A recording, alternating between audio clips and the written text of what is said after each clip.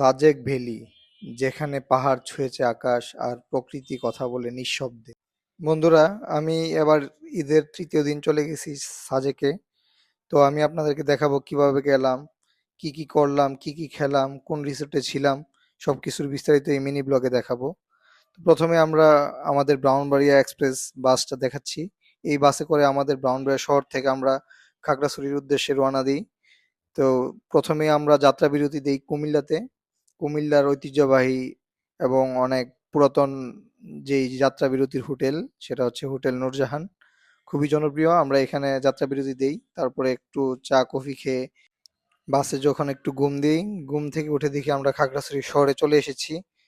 তারপর আমাদের খাগড়াছড়ি শহরে সকালবেলার নাস্তা দেওয়া হয়।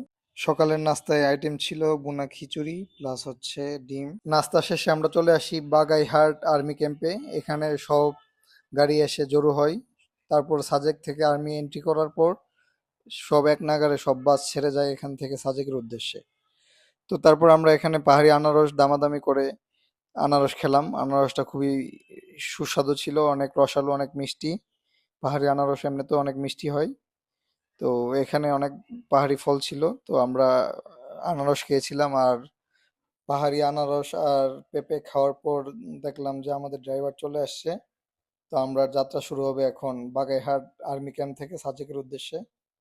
তো আমরা এই উঁচু নিচু পাহাড়ি আঁকাবাঁকা রাস্তা আর প্রাকৃতিক সৌন্দর্য উপভোগ করতে করতে চলে যাই সাজেকের একদম কাছাকাছি। এখন আমরা যেখানে আছি প্রায় সাজেকে চলে আসছি। এখান থেকেই সাজেকের আসল যে স্থান শুরু। এই সামনেই দেখতে পাচ্ছেন একটা কটেজ আমরা এখন পার হলাম। এই ছোট ছোট কটেজ রিসোর্ট গুলা। এখানে বাঁ পাশে একটি পার্ক আছে আর্মি নিয়ন্ত্রিত, ইস্টার্ন গার্ডেন বলা হয় এটাকে।